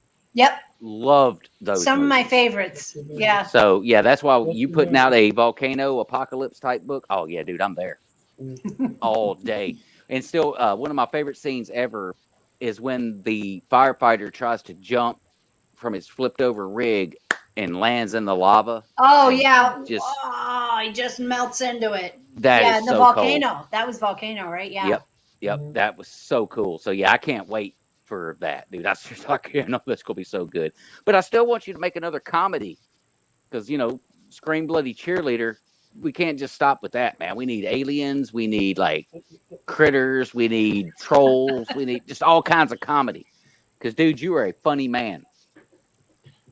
Yeah, comedy is a lot harder to write than just straight, horror or zombies or post-apocalyptic or whatever, because it's actually got to be funny. Well, that's part of what they say. It takes more face muscles to smile than to frown. So, laughter, happiness, it's a lot harder to get than sadness and depression. I'm not the only one. Well, Nick's over here slacking too. He's got to edit his time travel sequence for a release on Monday. So I'm not the only slacker. I feel pretty good about this right now. Yeah, and Nick's been hyping that thing all week. You probably should have been hyping it less and writing it more. Oh, you hear that, Nick? Holy smokes! You Hey, just coming from a fan, this is what we do. We're fans. We're like, when's the next one coming out? See, that's the second part of this written universe thing. It's not just the authors promoting themselves. It's the authors interacting with the fans. Yes, because without you, we're nothing. That's right. That's we all know what that one means. Yep. Thanks, Nick. Appreciate it. Good job, Nick. Thanks for classing up the joint there, mate. That's right. That's right. Where's my damn hat? Hang on. There you go. Done gone off the rails. Uh-oh.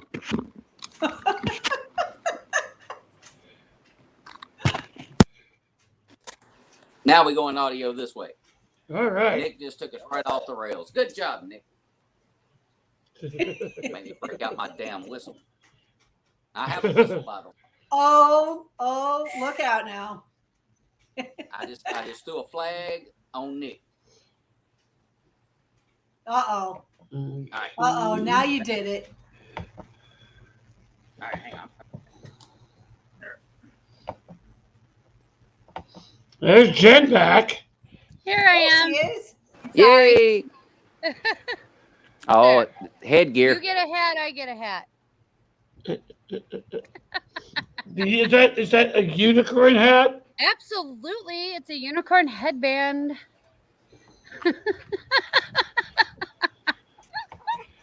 Talking about mythical things. So yeah. Thank God I'm not the only silly person in this. Not by a long shot, buddy. Right now, I'm waiting for Graham Chapman to explode in from the side and go, "Stop that! Stop that! Stop that right There's now. too much silliness here now. Take that off. What's wrong with you? Take that off." No, too silly, too silly. Nick says, "I doff my cap to you, good sir." Hang on. There you go. Doffed back, mate. Excellent. Sorry, I had to take off for a second. I had some stuff I had to get done. All right, Dogs so now just don't wait. now they do not. So Nope. now, D, on a more serious note, you have Angry Eagle Publishing Yes, sir. amongst all the many things that you do. Yes, I do. What do you find to be the most, I don't know, the trickiest, the most difficult part of managing a freaking publishing company, for Pete's sake? Dealing with all you freaks. Guilty as charged, I guess. Honestly,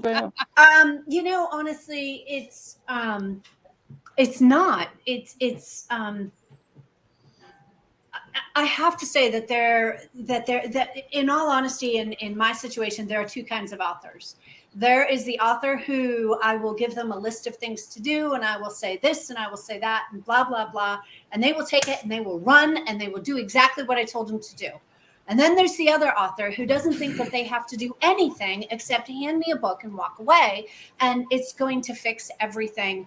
And then they're mad because they're not making any money. So the hardest thing for me is to train these guys over here, because what I do is it's a traditional publishing company. The difference is that I do not pay out advances. They get royalties and it doesn't cost them anything. Now, I put out book covers for them. I get their editing for them. I pay for this. I take care of their formatting. I get it put up there and everything else. And the only thing that I tell them that they have to do is they have to market themselves. And the sad part that people don't understand in publishing is that it doesn't matter if Penguin publishes you or if I publish you, you still have to market yourself. Yep. Even Stephen King shows up for a book signing. You know what I'm saying? And it's not something that comes as part of the package. And so I pay some of the highest royalties in the industry. I pay out 70+% of the royalties, which typically, if you go to a traditional publisher, you're going to make anywhere from 10 to 15% in royalties. Wow. And the rest of it goes to the publisher. Now, I had one instance with one person who went to like another publisher, and it didn't work out so good. I'm just going to say that. But now, because I never hold a grudge. I'm just like, I'm totally fine with whatever. I'm easygoing. Mm-hmm. And so now we are in the process of putting out books and stuff like this. And the thing is that all of a sudden it sometimes it'll make a click, and somebody will be like, wow, if I do this. And I'm going to tell you what, the book is now, my third highest selling book in the publishing company.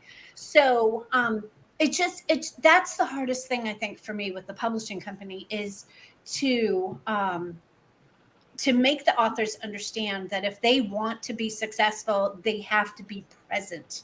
They have to take an active, role in their promotion. I mean, okay, it's difficult to run an Amazon ad if I publish the book, but you can run a BookBub ad. You can do the newsletter things. You can say, hey, listen, I want to run a 99-cent ad, or I try to give them all the tools. I even do websites and stuff for them. And with one of them, I'm setting it up now where I set up here you go, and in the end, if they, at the end of their contract, if they want to go, they have to pay me for the website, just the web address, so that I transfer it over. But I mean, I try to give them all the tools that it takes to be successful. And the hardest part is the people that get angry and they're mad at me because they're not making any money. I mean, I have lost so much money on some of these people who have done nothing to earn any money back on their books, because at, 20-30% that I get, the money that I put out for everything, it takes, if I can't make that book do something in the first 90 days, then in all honesty, I am never going to make my money back on this author. Never. So now, have you ever had any author who falls into that, fell through the cracks, didn't promote, didn't push, didn't do what they need to do, but you had read their book and were like, this would have been a really good book? Have you ran across that? Yeah.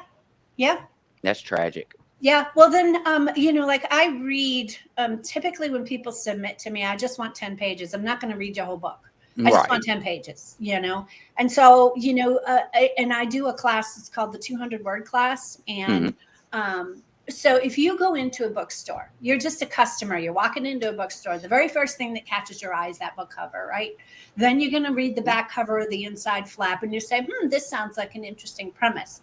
Then you're going to sit down, you're going to read that first page. On the first page, you are likely going to find about 200 words because chapter 1 always drops down a little bit. So you get about 200 words.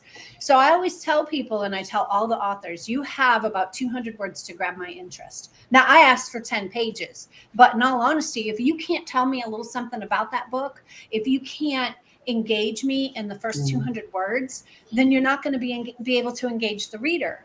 And so that's like when I start my books, a lot of people say that they're sucked in from minute 1. And I may lose them later on in the book because I get bored or whatever. But I start off every book with, the whole world ended, or, something blew up and somebody's bleeding and 6 people are dead, or, whatever. There's chaos happening because that's what the people, it's post-apocalyptic. That's what the people want to see. They want to see chaos happening. Right. So, Now, I come back to an author and I say, listen, we need to do something in the beginning of this book. We got to fix this. We got to make these changes, or, there's this or that or the other thing. And then sometimes they'll get mad at me and they'll tell me where to go. And I'm like, well, good luck to you. Yeah. Now, one thing I noticed with the 2 collaborations I have through you, the collector and the one I did with Nancy, is I have no way of knowing how well the book is selling. Yeah, it makes pennies. Well, yeah, I'm aware of that. But when I try to market something, I will. Okay, let's. You need to know what the ROI is. Yeah, I will try this kind of ad. If it works. What's ROI? Return on investment. Okay. Yeah, it's if I can see if there's a spike after I put a certain ad, then I know the ad works. You just have to ask. I hand out the royalty reports, and generally, like some books, like the collector, and like the collector has a payout coming. It's been over 6 months now, and I was just trying to get to a number that was worth when you guys want to pull it down, because where did you say it was going to? Wherever it's going to, I was gonna, I've got to. I've been, tallying it up over because it's going to a charity and not being paid out to an author. You and Nancy, Nancy sees her couple of pennies, and yours, it hasn't, made enough money at this point to pay anything out. But I did pay it out. You had some payout coming when you wanted a book cover. I took it off if you remember, I took it. It was like $25 or something. I took off the book cover. Yeah. But yeah, it's really hard if you're trying to run an ad from your perspective. But I will say that something that authors can do, here's a little hint, that if you're trying to understand how a book is doing, you look at the sales rank.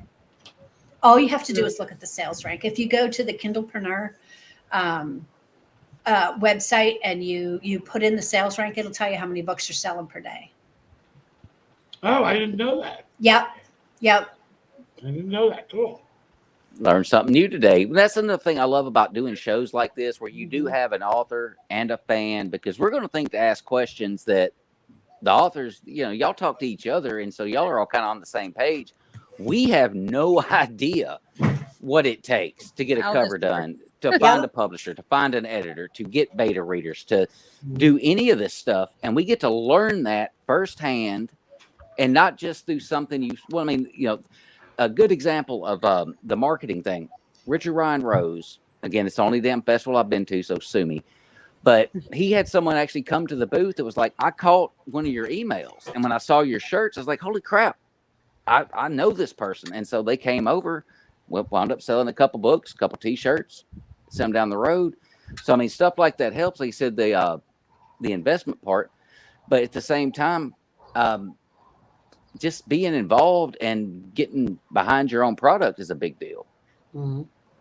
Yeah, it is. And many times, like the authors, they are they do it, they're self-published. So I do editing separate and book covers. Like I make the book covers for. Is it coming through? I Yeah, make it looks these book good. covers for the Angry Eagle Publishing, and so it's taken quite a bit of time. That's my book, incidentally. Everybody wants to go out and buy it. It's beautiful. Little plug there, but Well, that's what I tell all the It's taken me authors. about 3 or 4 years to learn how to work Photoshop and create these covers. Although I haven't really touched on the whole fantasy cover thing, and I don't even come close to the stuff like maybe Christian Ventolin does and stuff like that. He's amazing. I keep telling him he needs to give classes so I can learn how to do what he does. Well, hey, if you need a model for your romance series, Nick Plumridge is your guy. There we go. Him in a thong running. I thought you were going to volunteer yourself for that. I thought he was. Oh, no. That wouldn't be fair, man, because she'd wind up surpassing Stephen King and every other literary great just off the cover alone. I ain't I will trying say to bring I that have hell to the run world. out the door. So Okay. Darn I'm it. gonna I gotta go drive that stupid bus. Actually, I do need to drop off myself because it's by lunchtime around here for this skinny fella. All Yeah, right. you better get some food in ya. Damn right. Look at me. Hmm? There ain't a whole lot here. Zombies would walk by, look in the window, and be like, no. Not worth it. Keep right on going. Well, I'm really pleased that He said it's a the crime against asylum. humanity. I'm really pleased, that the asylum has gotten over 500 members now, and that's a big deal. It's been a long time coming and a lot of work on Jeff's part, and now with the help of you guys, both Jen and Jack. I mean, you guys have just really helped out in big ways, and I just wanted to say how much I appreciate you in every way. And Jack, we will get together on making sure that everything can go smoothly across the entire network, because the network is that it's a network. Yes. And We're just growing, man. Get on the bus. That's Get right. off the bus. Just let We're it grow. rolling. Let's grow this. I agree. We appreciate you allowing us to come in and do this. Exactly. Yeah, come and This play is in my like a dream sandbox. come true for us, to be honest. True. Like we're like kids in the candy store at Yeah. this point with Daddy's credit card, and we can Fangirling just all the run time. wild. Well, I'm fangirling. He might not be. I'm always fangirling. What are you talking about?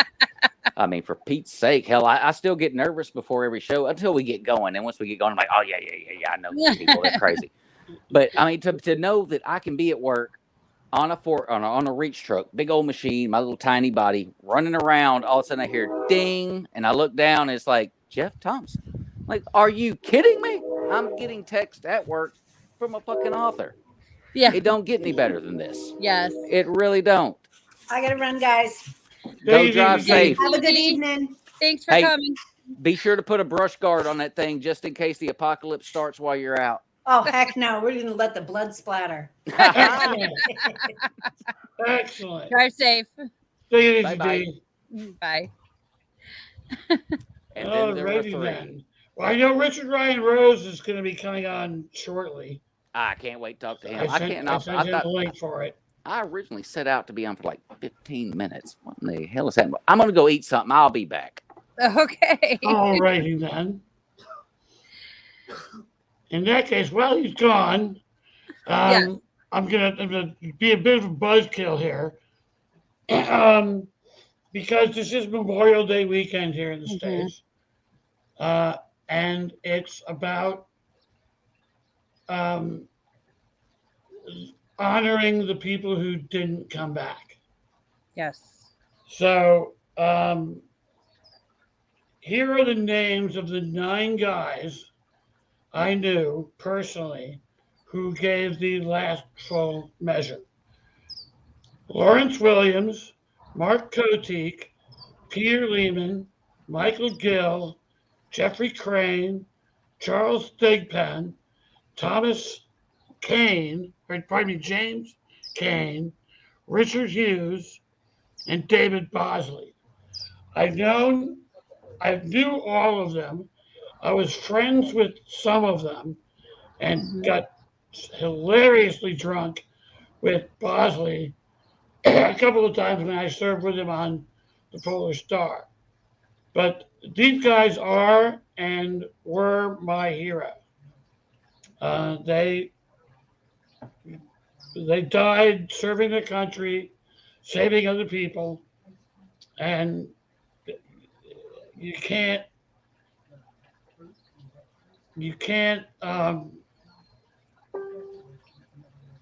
downplay their contribution to Not at all. us. Yeah. So on this weekend, there we go. Jack, putting it in perspective. Yes, so on this weekend, while you're having fun, while you're enjoying your barbecues, please remember that it's because of people who gave that last full measure. Yep. That's what this weekend is for. That's what Memorial Day is all about. Anyway, well, Yes, let's move on thank from you. that. Thank you all. Yes, indeed. So, Jan, Jeff. that unicorn thing is just cracking me up. It's awesome. I love it. I got it at Claire's, of course.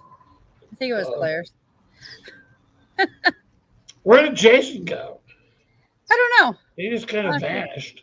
Yeah, he probably dipped out to go do some stuff and Or take a nap or sober up. exactly. Yeah, it's still a little early here. It's only 9:40, so I know. and out this way where we are. That's right. That's right. They're still early in this long day. Yeah. Yep. But I've got my coffee, I've got my water, I've got my alcohol waiting for me out in the kitchen. By the time we get to the padded room, I'm going to need a drink. Yes, we both will. And we both Yes, will partake. But Yes. so I guess my questions that I have for you, since we're doing authors and stuff like that, your process. So you have like a notebook for each book that Yeah. you've written, and that helps you keep everything straight, like characters and storyline. Do you outline first? No, I don't outline. I write little notes to myself. Like, let me see what I got here. Yeah, questions like, what's Stephanie Barber doing? It's just I ask myself these questions to remind me that, okay, we need to fill in this character a little bit. That kind of stuff. And then just, because I do a lot of research, especially for like historical things and to make sure that the details are right. So I'll write those out. Okay. Just to make sure that I get it right. Do you just write straight through, or do you fix misspellings, grammar issues as you? I edit as I go. Okay. I edit as I go. That's my way of doing it. Yeah. Do you use any special program, or do you just use Word? I use WordPerfect. Oh, wow. Because there's no annual fee for it. Okay. Makes sense. Yeah. And I can convert it to Word easily enough, so. Right. So it works. Okay. Yeah, I just like I will write a couple of paragraphs or whatever, and then I'll stop and I'll read what I just wrote and think about it, and then think about, okay, is there a way I can say that better? Mm-hmm. So I'm constantly tweaking it so that by the time I hand it off to Doc, 5 chapters at a time, it's pretty clean. Okay. Well, I mean, you saw the short story I gave you. That. Yeah.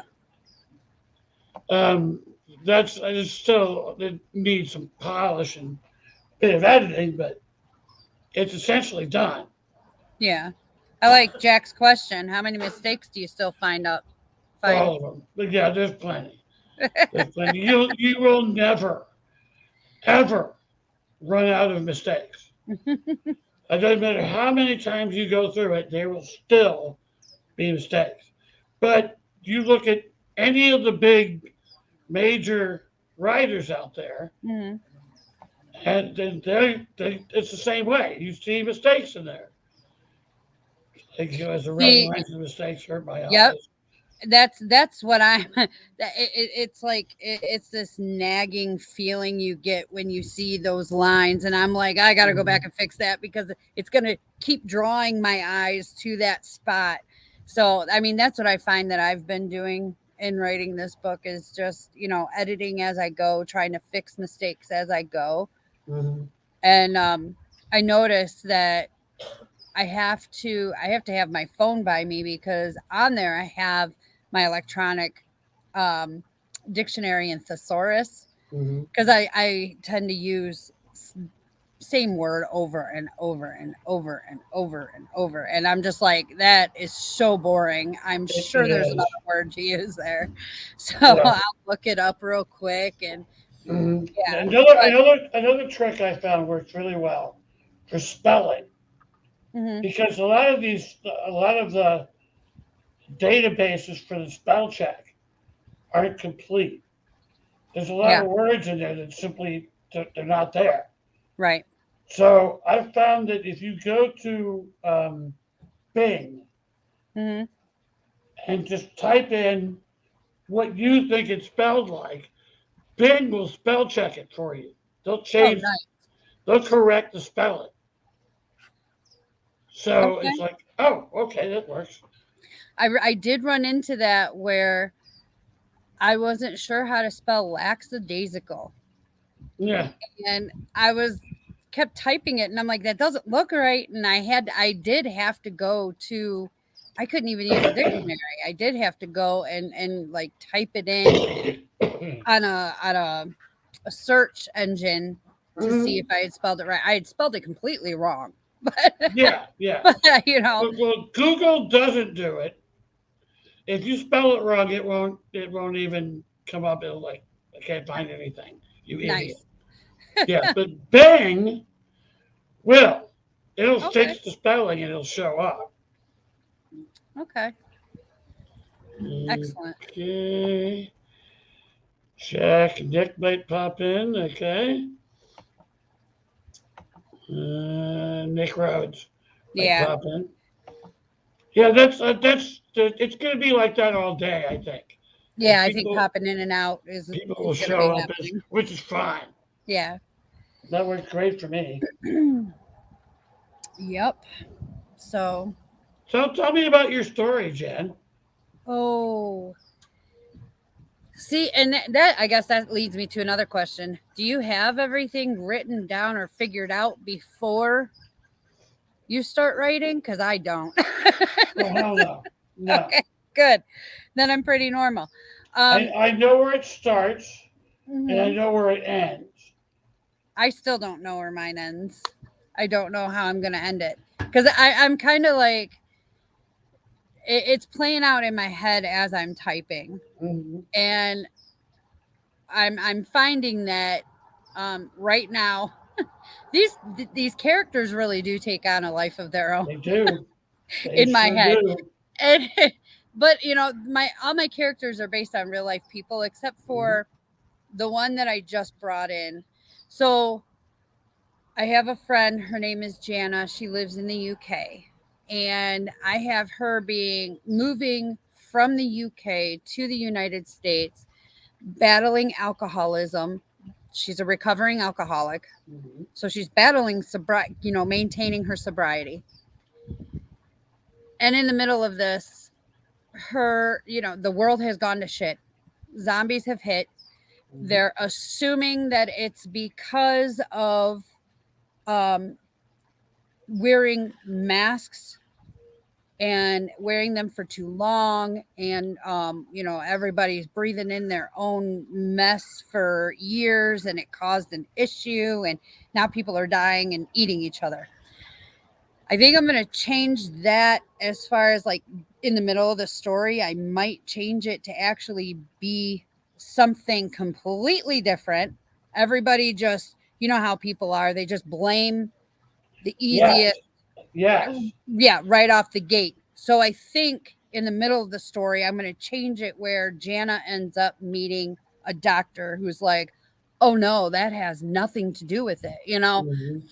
And we're going to go into some off the wall reason, some bug in or some pesticide or something. I don't know. I haven't gotten that far. But right now, she's met up with a real life. Jana is my main character. She has met up with a real life friend of mine who works in the pool industry. Her name is Stacy.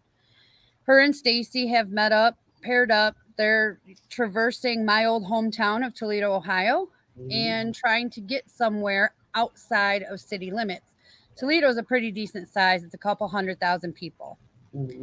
So she's trying to get out where they can then sit down and come up with a plan on either waiting this out, if that is what's going to have to happen, or figuring out how to make a homestead away from all the zombies so that they can live and start a survivor camp.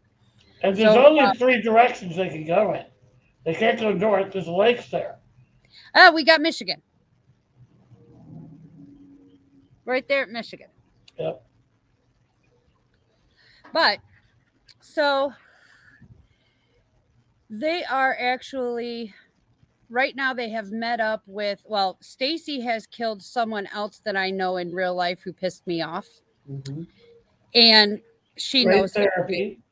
Yes, she knows him too. And it's kind of like poetic justice of sorts.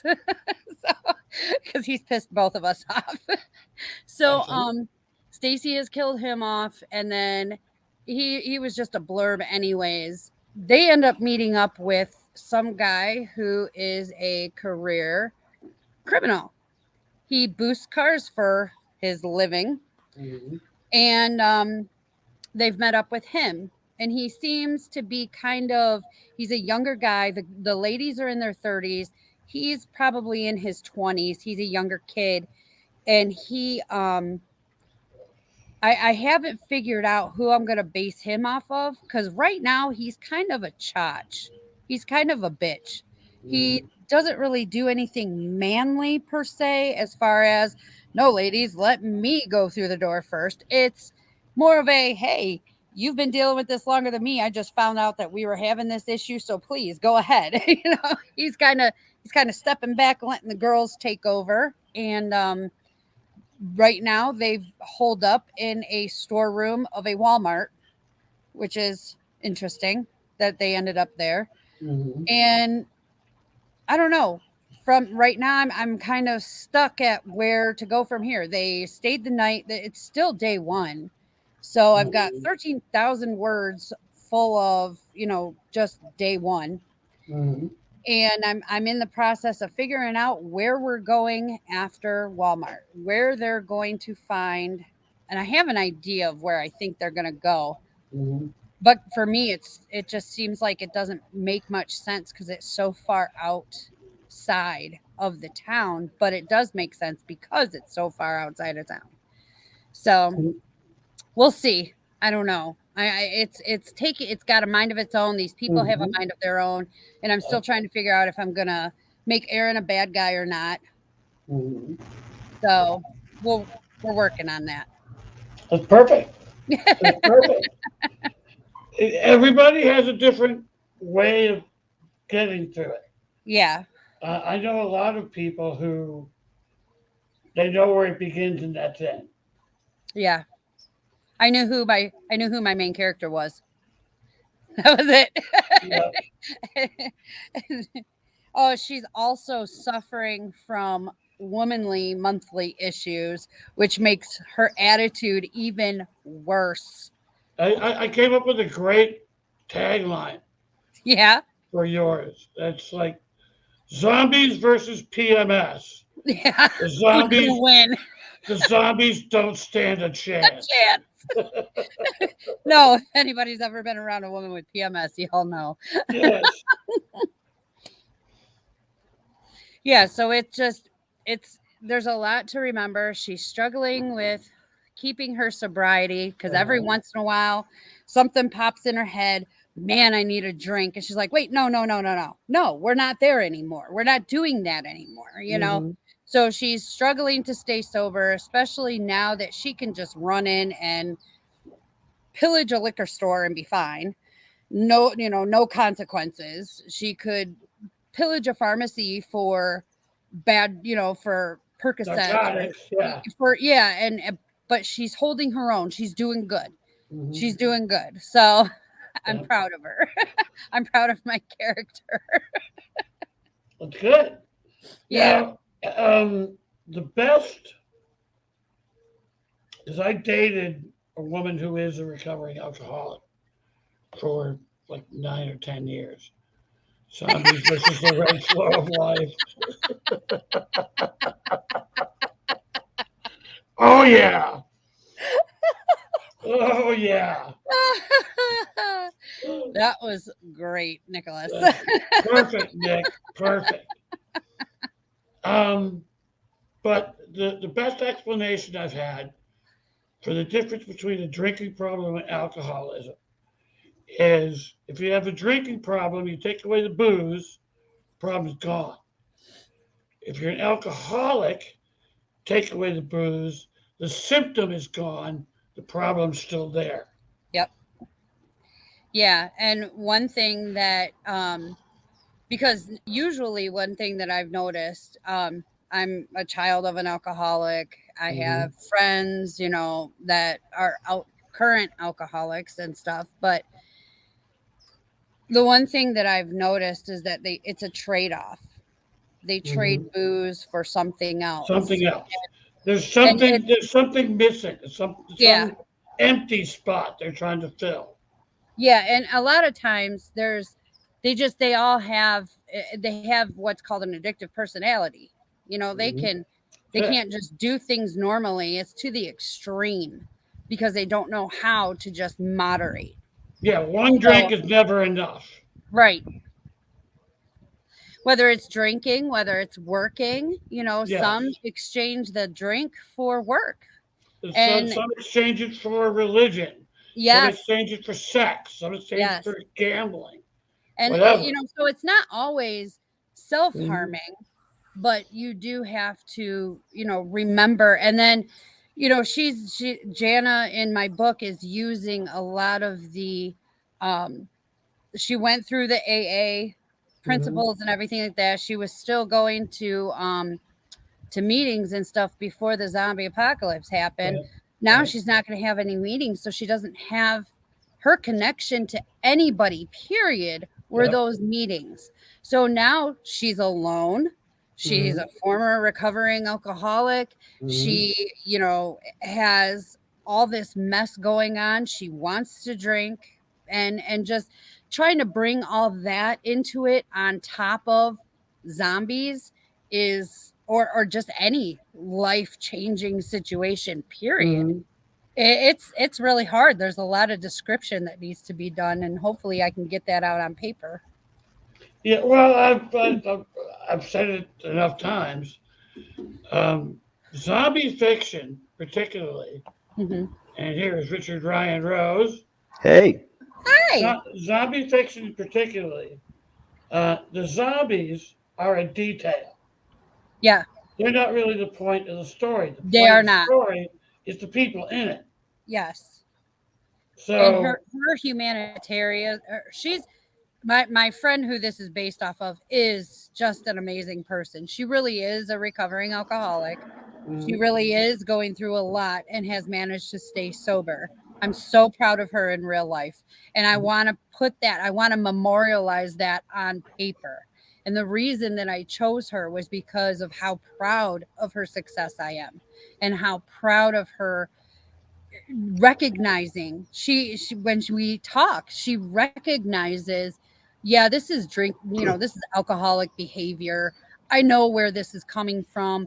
I just need to get it out, So I think being able to memorialize her winning over her own demons in itself, I think that is kind of my main driving force behind having her. So that's perfect. You've got the external demons, Yes. which are the zombies. Yes. Then you have the internal ones, which in a lot of cases can be worse. Mm-hmm. So that's perfect. No joke. Now, before we go any further, Yeah. what I'm going to do right now is I'm going to end this broadcast. I'm going to end this broadcast and immediately start another one. Oh, okay. That way it breaks these up into smaller chunks. 2-hour increments. Got it. Right. So we're not forcing people to watch a 7-hour video. So I'm going to end the broadcast. We'll be back in 3 or 4 minutes. Yes. So everybody just hang tight. We'll be back. Perfect. All right.